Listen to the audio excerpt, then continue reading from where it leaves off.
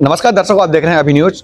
और जैसा कि आप जानते हैं कि कल अयोध्या में भव्य श्री रामलला की प्राण प्रतिष्ठा होने जा रही है, लेकिन अभी न्यूज लगातार आपको मिलवा रहा है उन लोगों से जिन्होंने कार सेवा में अपना सहयोग दिया था और राम मंदिर निर्माण के लिए जी जान लगा दी थी। और कई तो ऐसे हुए जो कभी लौटकर नहीं आए, लेकिन कुछ व्यक्ति ऐसे हैं जिन्होंने वहां जाने के बाद अपनी आंखों से वो दृश्य देखे जिनको देखकर उनकी रूह कांप गई थी। क्योंकि बताया जाता है कि वहां पर एक नहीं, दो नहीं, 10 नहीं, 100 नहीं, बल्कि सैकड़ों की संख्या में वहां पर सब पड़े हुए थे और इसके प्रमाण कई पुस्तकों में मिलते हैं। लेकिन वहां पर जो प्रत्यक्षदर्शी थे उन लोगों से हम आपको मिलवाते रहे हैं और एक बार पुनः आपको मिलवाने जा रहे हैं रामलला जो प्रतिष्ठापित होने जा रहे हैं, उनकी कार सेवा में सहयोग करने वाले हिंदूवादी नेता कहे जाने वाले भारतीय जनता पार्टी के बड़े नेता और साथ के साथ में मथुरा में जो व्यापार उद्योग है उनके अध्यक्ष जिनका नाम है रविकांत गर्ग। जी हाँ, रविकांत गर्ग जी एक बार फिर से जुड़ चुके हैं हमारे साथ में। हम बात करेंगे कि आखिर क्या दौर था वो और क्या कहना चाहेंगे आज भव्य राम जी का मंदिर बनने जा रहा है। श्री राम जन्म मूर्ति प्राण प्रतिष्ठा महोत्सव की सभी को बहुत बहुत बधाई। सभी देशवासियों को, राम भक्तों को, सनातनियों को यह सभी के लिए बहुत रोमांचकारी अवसर है। सारे देश में उत्साह और उमंग का वातावरण है। उत्साह और उमंग, उस समय गुस्सा था, रिएक्शन था और आज शोषण और उत्पीड़न था। और आज चाहूँ और जिस प्रकार का उल्लास और उमंग है, उत्साह है, वह देखते ही बनता है। आज हमको भी रोमांच हो रहा है इस अवसर को देखने के लिए जो अवसर मिल रहा है। अनेकों पीढ़ियों को जो अवसर प्राप्त नहीं हुआ, जिस प्रकार से 500 वर्ष तक राम जी वनवास में रहे, 14 वर्ष के वनवास की बजाय 500 वर्ष का वनवास रामचंद्र जी को झेलना पड़ा।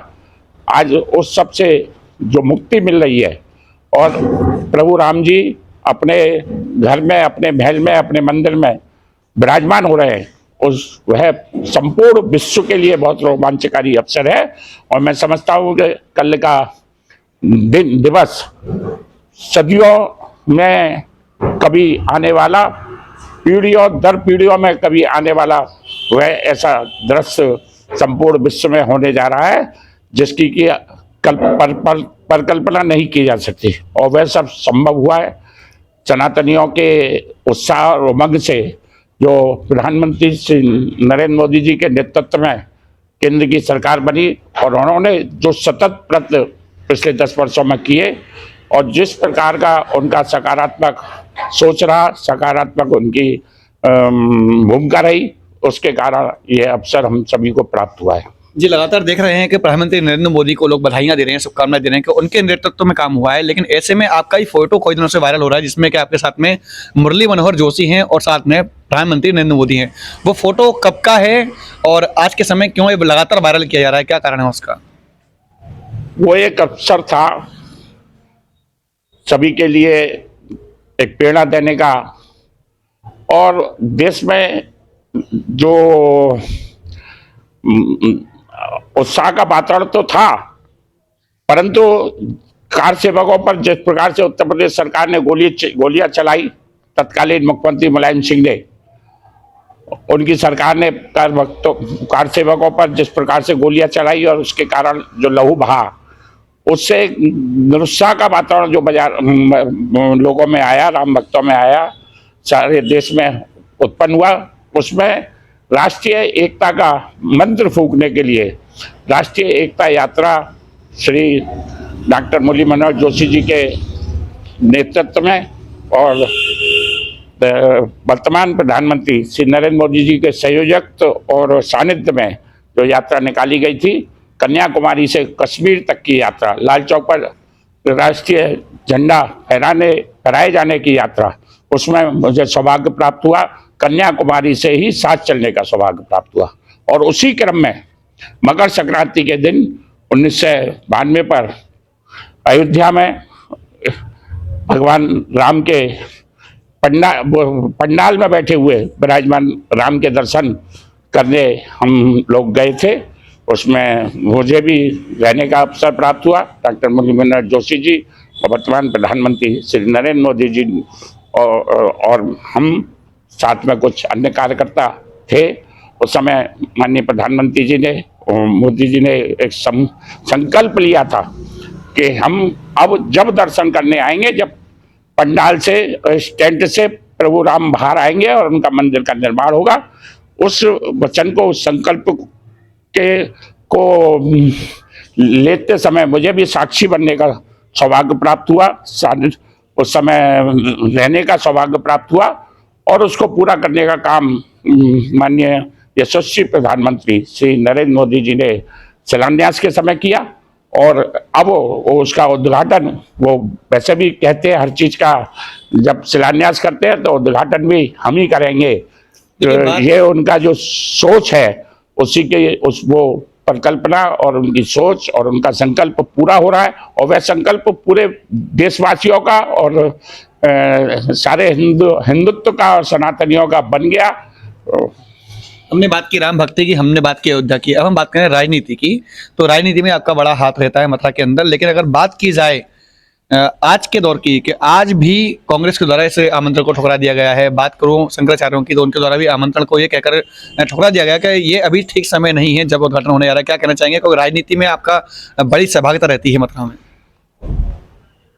किसी शंकराचार्य ने इसको नहीं ठुकराया। वो शंकराचार्यों की बात कहना बिल्कुल गलत है। सबकी परिस्थितियां अपनी अपनी होती हैं, परंतु विरोधियों के द्वारा जिस प्रकार से इसको ठुकराया गया है, मुझे विश्वास है प्रभु राम के काम को अगर उन्होंने ठुकराया है तो वो उनको इतनी बड़ी ठोकर लगेगी कि जो अब तक कभी नहीं लगी होगी। और ऐसे जो लोग हैं जिन्होंने अब उस समय जो राम सेवकों पर और कार सेवकों पर गोलियां चली, तो ये सब विपक्षी उस समय भी एक थे और आज भी एक है। इनका उद्देश्य केवल और केवल एक अल्पसंख्यकों के वोट पाने के लिए और अपने को जिस प्रकार से उनके आगे गिड़गिड़ाने का और समर्पण करने का कार्य ये करते हैं, इनको तो जनता को सबक सिखाना चाहिए और जनता इनको सबक समय समय पर सिखाती है। परंतु अब समय आ गया है जब सब सनातनियों को और संपूर्ण भारतवासियों को, राष्ट्रवादियों को एकजुट होकर ये मुंह दिखाने लायक नहीं है। जिस 1992 के राम मंदिर के पंडाल में विराजमान, टेंट में विराजमान प्रभु के दर्शन करने का सौभाग्य मिला, उसी प्रकार से कार सेवा और राम मंदिर आंदोलन के अंतर्गत सर्वाधिक दिन जेल रहने का भी अवसर मुझे प्राप्त हुआ है पूरे देश में।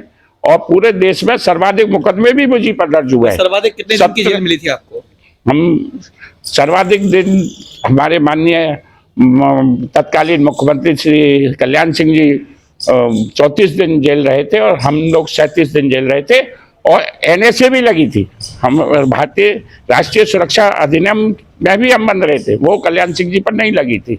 और इसके अलावा उनसे ज़्यादा दिन रहने और सर्वाधिक मुकदमे 23 मुकदमे दर्ज हुए 17 थानों से। जितने भी बड़े संतों के साथ भी रहने का अवसर प्राप्त हुआ। माननीय अडवाणी जी की यात्रा में अडवाणी जी के साथ रहने का सौभाग्य प्राप्त हुआ। डॉक्टर जोशी जी और प्रधानमंत्री श्री नरेंद्र मोदी जी के साथ रहने का सौभाग्य प्राप्त हुआ। और फिर आंदोलन से जुड़े हुए जो जितने भी वरिष्ठ अपने धर्माचार्य रहे, हम स्मरण करें परमहंस रामचंद्र परमहंस जी का, महंत नृत्य गोपाल दास जी का, आचार्य धर्मेंद्र जी का, दीदीमा रितंबरा जी का, दीदीमा रितंबरा जी के भी गुरु श्री परमानंद जी महाराज, योग पुरुष परमानंद जी महाराज, इन्होंने जिस प्रकार से अब दीदीमा रितंबरा जी जब ढांचे के लिए गई थी 6 नवंबर को, तो 6 दिसंबर को, तो वो मेरे घर से ही सीधी गई थी। जब वो बात्सल्यग्राम की रजिस्ट्री 3 दिसंबर को हुई और मेरे घर पर मेरे द्वारा सरकार की ओर से की गई, तो उसके बाद उन्होंने उनका त्याग देखिए कि उन्होंने उसका कब्जा नहीं लिया और वो कब्जा लिए हुए कि मैं तो अयोध्या जाऊंगी, और वो हमारे घर से ही सीधे चली गई। इसी प्रकार से साध्वी उमा भारती जी को भी अयोध्या भेजने का सौभाग्य हमें प्राप्त हुआ। और जितने भी बड़े बड़े संत रहे, स्वामी जगत गुरु वासुदेवानंद जी महाराज और सभी का सानिध्य और आंदोलन में सहभागिता, स्वामी वामदेव जी महाराज जो जनक थे इस संपूर्ण संतों को और शंकराचार्यों को एक करने में, अगर किसी का सबसे बड़ा योगदान रहा है तो वह स्वामी वामदेव जी महाराज और अशोक सिंघल जी का रहा है। और अशोक सिंघल जी के साथ, आचार्य गिरिराज किशोर जी के साथ, पंकज जी के साथ, सभी के साथ आंदोलन में सहभागिता करते करते, और सबसे पहले देवरा बाबा जी ने आशीर्वाद दिया था अशोक सिंघल जी को, उसका भी साक्षी बनने का अवसर और सौभाग्य हमको प्राप्त हुआ। तो ये आंदोलन में जो भूमिका है वह बहुत बड़ी है। और बचपन से ही हमने जिस प्रकार से हिंदुत्व के लिए और जनता के लिए संघर्ष किया है, उसे सोचकर रोमांच होता है। और आज कल जो भगवान राम की प्राण प्रतिष्ठा समारोह हो रहा है, उसमें सब लोग सहभागी बने। हमने भारतीय उद्योग व्यापार मंडल की ओर से भी आह्वान किया है कि संपूर्ण देश के प्रत्येक जिले और नगर में संपूर्ण बाजारों को सजाया जाए और हर घर पर झंडा फहराया जाए, हर घर पर दीपक जले, हर दुकान पर दीपक जले। इसी प्रकार से अंतर्राष्ट्रीय वैश्य महासम्मेलन की ओर से भी हमने संपूर्ण समाज को इसमें सहभागिता करने के लिए आह्वान किया है। तो देखा दर्शकों, लगातार हम आपको मिलवाते रहे उन लोगों से जिन्होंने के कार सेवा में, राम मंदिर निर्माण में जो उनसे हो सका वो कार्य किए। जैसे कि अभी भी आपने रविकांत गर्ग जो मेरे साथ मौजूद थे, उन्होंने बताया कि कितने ही मुकदमे उनके ऊपर लग चुके थे, कितने ही दिन उन्होंने जेल रहे, लेकिन उसके बावजूद भी लगातार संतों का साथ, लगातार जो नेतृत्व करने वाले नेता थे उनका साथ उन्होंने नहीं छोड़ा। और उसी का परिणाम था कि आज भव्य श्री राम मंदिर का जो निर्माण होने जा रहा है उसको भी देखने का साक्षी बन रहे हैं। और इन्होंने अपने सभी जो मंडल हैं, उद्योग व्यापार मंडल की तरफ से भी सभी को ये कहा है कि वो सभी लोग मिल करके इस रामोत्सव को भव्य रूप से मनाएं और सभी बाजारों में भगवा ले रहें। लगातार अभी न्यूज़ आपको दिखाता रहेगा, ऐसे ही लोगों से मिलवाता रहेगा। फिलहाल के लिए इतना ही। मैं अपने सहयोगी आकाश के साथ गोपाल चतुर्वेदी, अभी news. Braj Chikitsa Sansthan school of nursing and paramedical college, जहां मौजूद है आधुनिक सुविधाओं से लैस anatomy lab, nutrition lab, community lab, advance skill lab, fundamental lab, MCH lab, computer lab और लाइब्रेरी। यहाँ के पाठ्यक्रमों में शामिल है BSc nursing, GNM, ANM, OTT, योग्यता 12वीं पास।